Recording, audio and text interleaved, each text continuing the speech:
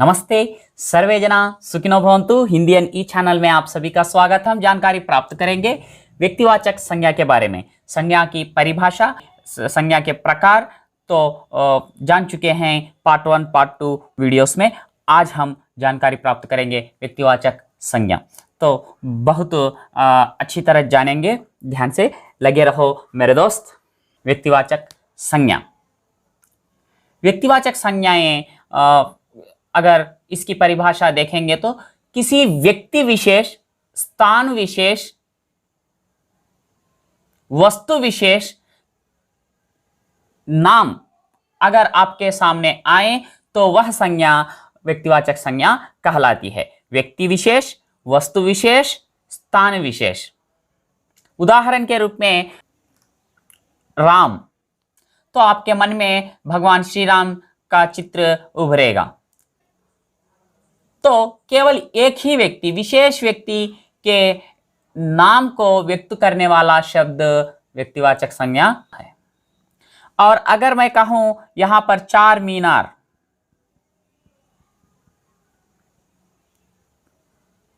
व्यक्तिवाचक एक विशेष वस्तु समझिए। इसी तरह यहां पर दिल्ली या उत्तर प्रदेश अगर मैं कह दिया, विशेष स्थान का नाम है, तो इसलिए ये सभी व्यक्तिवाचक संज्ञाएं कहलाती हैं। व्यक्तिवाचक संज्ञाएं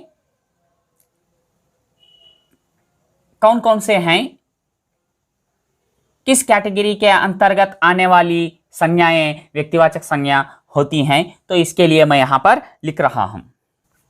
राजमार्ग अर्थात नेशनल हाईवेज, NH4, NH5 इस प्रकार कहते हैं ना, ये सभी व्यक्तिवाचक संज्ञाएं कहलाती हैं। और ऋतुएं, वसंत ऋतु इस प्रकार से। और पुस्तक के नाम, पुराण के नाम, युद्धों के नाम, जो हल्दी घाटी युद्ध, जलियांवाला बाग, इस प्रकार से ये सभी इसी के अंतर्गत आ जाएंगे। पुस्तक, जो कोई एक पुस्तक का नाम ले लीजिए, भारत रामायण आदि जो ग्रंथ समझिए या पुराण समझिए। वेद भी समझिए, ऋग्वेद जैसे अथर्वण वेद, इस प्रकार से। और पत्रिकाएं, दैनिक भास्कर आदि, सोमवार, मंगलवार, इस प्रकार के सभी। माह जो अंग्रेजी से संबंधित हैं, जनवरी, फरवरी, अप्रैल, ऐसे। और तिथियां, सारी तिथियां भी व्यक्तिवाचक के अंतर्गत ही आ जाती हैं। दिशाएं, द्वीप,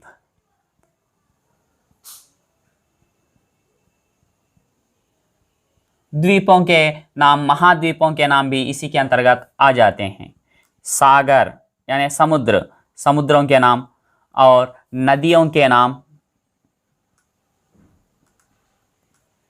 नदियों के नाम भी इसी के अंतर्गत आ जाते हैं। नक्षत्रों के नाम इसी के अंतर्गत आ जाते हैं। त्योहारों के नाम, चौक, चांदनी चौक आदि नाम। झीलों के नाम, रेगिस्तानों के नाम,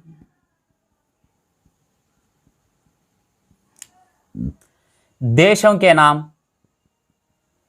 कंपनियों, ईस्ट इंडिया कंपनी इस प्रकार कहते हैं ना, कंपनियों के नाम। ऐसे लिखते जाएंगे तो कम से कम 1 आवर लगेगा। ऐसे रटने से फायदा नहीं है। राजमार्ग व्यक्तिवाचक संज्ञा, दिशाएं व्यक्तिवाचक संज्ञा, ऐसी जरूरत ही नहीं है मेरे दोस्त। व्यक्तिवाचक संज्ञा की पहचान के लिए आप केवल 2 बातों का ध्यान रख लीजिए। एक, दुनिया में वह चीज एक ही है, 2-3 नहीं मिलेंगे, केवल एक ही मिलेगा। अगर मैं कहूं लक्ष्मण, एक ही है। अगर मैं कहूं रावण, एक ही है। अगर मैं कहूं नजीर, एक ही है। अगर मैं कहूं डेविड, एक ही है। अगर मैं कहूं अब्राहम, एक ही है। तो आपके मन में केवल एक का ही चित्र उभरेगा तो वह व्यक्तिवाचक संज्ञा है। और अच्छी तरह समझाऊंगा। मान लीजिए मैंने कहा लड़का, तो आपके मन में कई सारे चित्र आ जाएंगे। मैंने कहा सुरेश, एक ही चित्र आपके मन में उभरेगा, जो मेरा मित्र है सुरेश नाम, एक ही चित्र उभरेगा। तो यहां पर सुरेश व्यक्तिवाचक संज्ञा कहलाती है। आपके मन में शायद एक संदेह बना रहेगा, अगर हमारी कक्षा में ही 3 सुरेश हैं तो तीनों का चित्र उभरेगा ना, तब जातिवाचक होगा ना? सही या गलत? कभी ऐसे संदेह में पड़े हैं? अगर मैं कहूं राम, तो अपनी कक्षा में राम भी होगा, शायद 2-3 होंगे, क्या तब वह जातिवाचक हो जाएगा?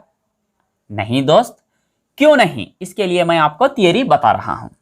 अगर आपकी कक्षा में सुरेश नामक 5 व्यक्ति हैं, क्या ये पांचों सेम टू सेम हैं? एक ही प्रकार के हैं? नहीं ना, अलग अलग होगा। किसी की नाक टेढ़ी होगी, किसी की नाक सीधी होगी, कोई तो गोरा होगा, कोई तो काला होगा, अलग अलग ही होगा। व्यक्ति का अर्थ ही है, व्यक्ति का अर्थ ही है वी प्लस अक्ति, ऐसे बना है। व्यक्ति शब्द वी प्लस अक्ति से बना है। वी का अर्थ ही है विशेष रूप से, अक्ति का अर्थ है प्रकट होना। विशेष रूप से प्रकट होने वाला ही व्यक्ति कहलाएगा। तो यह विशेष रूप से प्रकट होगा, यह भी विशेष रूप से प्रकट होगा, यह भी विशेष रूप से प्रकट होगा, यह भी विशेष रूप से प्रकट होगा, यह भी विशेष रूप से ही प्रकट होगा। ये सभी एक नहीं हैं, अलग अलग हैं, लेकिन हमारा क्लू क्या है? केवल एक ही। तो एक एक एक एक एक किस जो पांचों 5 अलग अलग हैं, अर्थात एक एक हैं, सभी मिला के एक नहीं। तो इसीलिए पहला वाला सुरेश भी व्यक्तिवाचक हो जाएगा, दूसरा वाला सुरेश भी व्यक्तिवाचक हो जाएगा, तीसरा वाला भी व्यक्तिवाचक, चौथा वाला भी व्यक्तिवाचक और पांचवा भी व्यक्तिवाचक ही होगा। तो आपके मन में दुनिया में वह चीज एक ही होती है, निस्संदेह व्यक्तिवाचक संज्ञा कहलाएगी। यह है पहला क्लू। अच्छा, अब बता दीजिए, आप ही थियरी तो जान चुके हैं, अगर मन में एक आए तो व्यक्तिवाचक संज्ञा, अनेक आए तो जातिवाचक संज्ञा। अच्छा, मैं बता रहा हूं, नदी, क्या किसी विशेष नदी, एक नदी आपके मन में आ रहा है आपके मन में, या कई नदियां आ रहे हैं? अनेक, तो क्या होगा? जातिवाचक। अगर मैं कहूं यमुना, एक ही नदी, तो व्यक्तिवाचक। अगर मैं कहूं पर्वत, अनेक हैं, तो जातिवाचक। अगर मैं कहूं हिमालय, अगर मैं कहूं सड़क, अगर मैं कहूं चांदनी रोड, अगर मैं कहूं नक्षत्र, जातिवाचक। अगर मैं कहूं रोहिणी, व्यक्तिवाचक। अगर मैं कहूं त्योहार, जातिवाचक। अगर मैं कहूं दिवाली, व्यक्तिवाचक। अगर मैं कहूं वार, अनेक हैं, तो जातिवाचक। अगर मैं कहूं सोमवार, व्यक्तिवाचक। अगर मैं कहूं आपसे मनुष्य, कई लोग, अनेक लोग आ जाएंगे, तो व्यक्तिवाचक नहीं हो सकता, जातिवाचक हो सकता है। अगर मैं कहूं करीम, व्यक्तिवाचक। अगर मैं कहूं स्त्री, अनेक हैं, तो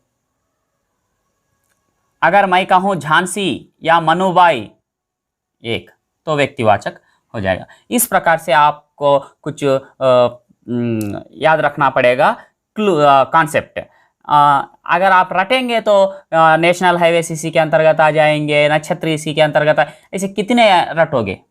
बस केवल ऐसा याद रख लीजिए। तो पहला क्लू एक तो जान चुके हैं। और दूसरा क्लू यह है कि जो भी शब्द आपके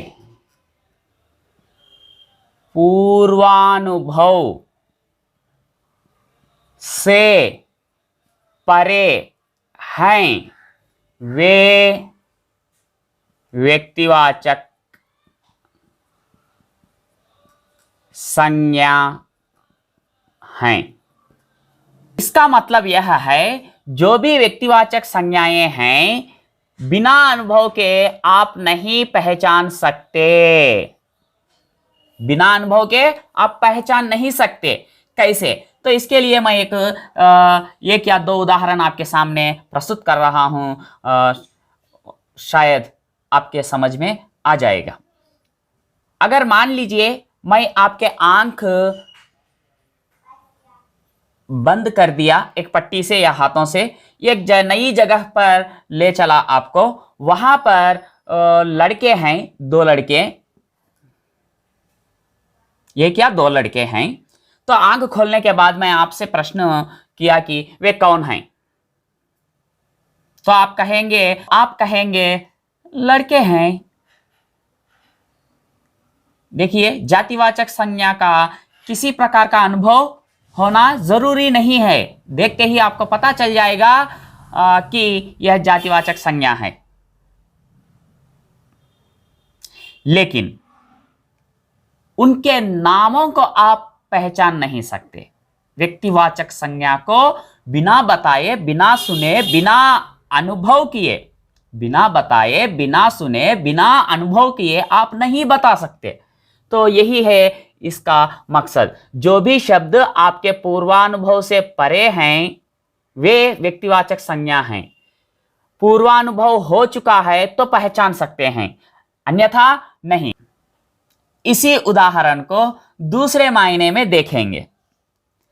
मैंने पहले ही आपको बता दिया कि आज हम झांसी रानी लक्ष्मीबाई के वंशज जो हैं लक्ष्मण राव कृष्णा राव से मिलने जा रहे हैं। तो मैं आपको ले चला, दो लड़के उधर से आ रहे हैं, तो मैंने कहा आप बताओ वे कौन हैं, तो आप कहेंगे शायद लक्ष्मण राव और कृष्णा राव होंगे।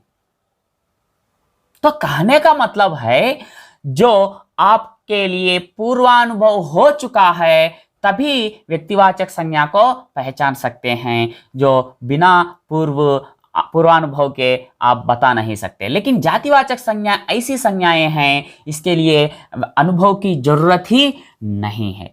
अब बता दीजिए, स्त्री, अनुभव की जरूरत है नहीं। लेकिन अगर मैं कहूं रजिता, तो आपको अनुभव चाहिए। अगर मैं कहूं बच्चा, तो आपके लिए अनुभव की जरूरत नहीं है क्योंकि ये जातिवाचक संज्ञाएं हैं। अगर मैं कहूं सुरेंद्रा, तो अनुभव की जरूरत होनी चाहिए। तो ये हुआ क्लू। जो भी शब्द आपको पूछा जाएगा तो आप ऐसे इस तरह पहचान सकते हैं। तो आपके लिए बता रहा हूं दो क्लूस। पहला जो है, जो सृष्टि में, सारे विश्व में एक ही चीज उसकी जैसी और दूसरी कोई ना हो, तो वह व्यक्तिवाचक संज्ञा। दूसरी बात है, दूसरा क्लू है, आपको व्यक्तिवाचक संज्ञा का पूर्वानुभव होनी चाहिए। अगर नहीं है तो आपके लिए वह पहचान नहीं सकते। तो ये हुई बात दूसरी। और परीक्षा की दृष्टि से आपको पहचानने के लिए एक आसान सा क्लू बता रहा हूं, क्लू नहीं टिप समझिए।